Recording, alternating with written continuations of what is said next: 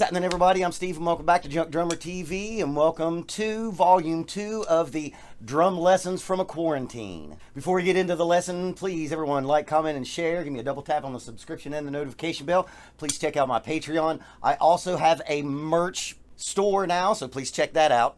I'm now opening my practice up to Skype lessons, so if you are interested in actually doing lessons with me, please just go to my Instagram, look up Junkdrummer, it'll show up, and DM me there. So this lesson is one that I've given 1,000 times, and I call it the theory of everything, and this is just a small version of a very big concept. The theory of everything is just some pretentious fucking name I gave it, just to call it something. Is taking something that you already know how to play really well, and then analyzing it and figuring out what is every possible variation and permutation of that thing. And today's lesson is going to be built around this groove here that we've all played, and we've all played 1,000 times, and hopefully you'll think of this groove in a different way after this lesson. So the groove is...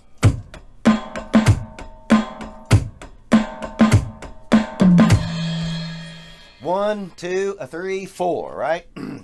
So this is the bass line of what we're going to do today, and bass line being B-A-S-E, not B-A-S-S. So we've got that pattern 2 that we're playing on the snare drum. Now, what are the variations that we can do on that? Well, there's 2 bass drum notes, or 2 possibilities for bass drum notes in the middle of 2 and You can play the bass drum on the E, and you can play the bass drum on the and then you can play both notes. So we're going to go through that now.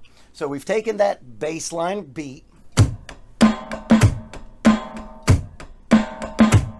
and I'm not sure if you can hear me over playing, so I'm going to stop and talk again. I'm not very set up well for doing this. I live in a townhouse, and I can't really play a real drum set here because my next door neighbor, hey Kyle, definitely will not appreciate me playing a real drum set. But I'm going to do the best I can on this Alesis DM8 that I have here, which isn't a terrible electric kit. I don't really like electric kits all that much.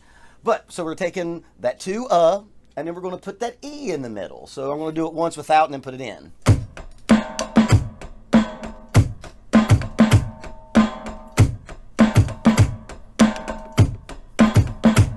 There you go. Now take that E, move it over, and now play it on the and. So I'm going to do it once without and then put it in.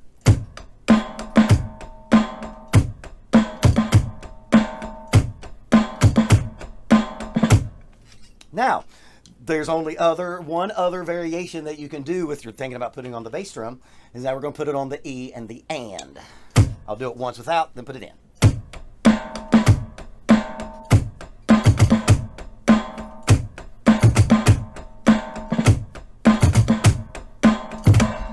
Everybody has trouble with that one. It's always about, depending on your level of playing, some people can have trouble with that, sneaking those E-ands after that too.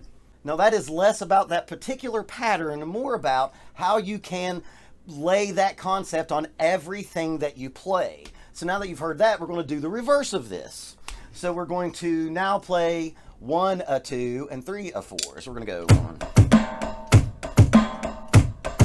Right? Now, knowing that the notes in the middle of 1, we can put those on the snare drum. So I'm going to do it once with and once without. So we're going to put the snare drum on the E now.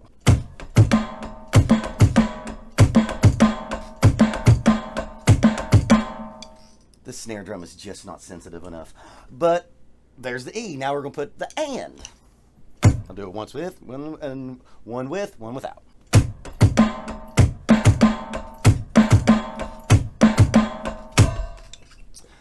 Now, the only other variation is we can put the E and the and in there. So, and I'm going to show you the 2 different ways you can work this E and in. I'm going to do it as like a main note, the E and B and main notes, and then we'll make them ghost notes.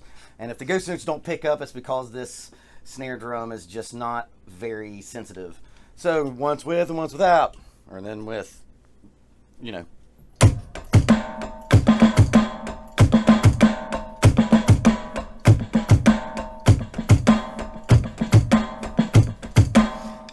So I showed you there the second time you can, make those Ian's, chattery ghost notes. And that's where that pattern really works the best, because this kind of just sounds, nah.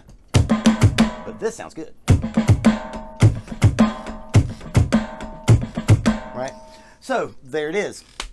Now, if you lay this same concept, because again, it's not just about those two patterns that we did, it's about laying this over everything. I'm going to do a really quick drum set or drum fill version of it.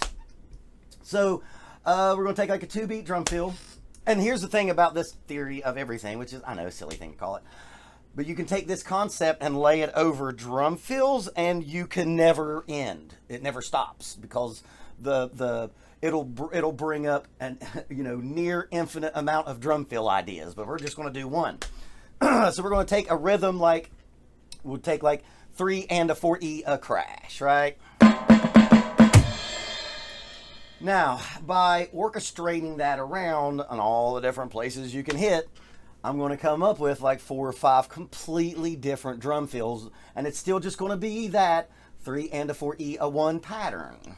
I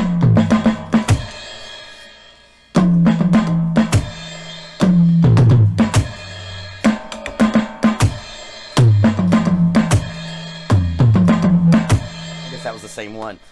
But that's just a small beginning of how this theory of everything can open up what you do with playing drums. I'm a big analysis guy. I'm always, listening to recordings of myself and, really taking note when I'm practicing and saying, oh, I found this drum fill. What are other ways that I can embellish on that? So the theory of everything is taking something that you already know how to do or found that you can do, and then being able to analytically look at, and you kind of need to read music again. It really helps if you read music, or at least count music. Then you can always be expanding on the ideas that you're coming up with, and isn't that what we're all trying to do? Hope y'all enjoyed all that. Again, please give me a like, comment, and share. Check out my Patreon, and please check out my merch store. I just got it running yesterday. Please, everyone, stay safe. Please stay kind to each other, and keep practicing until it's easy.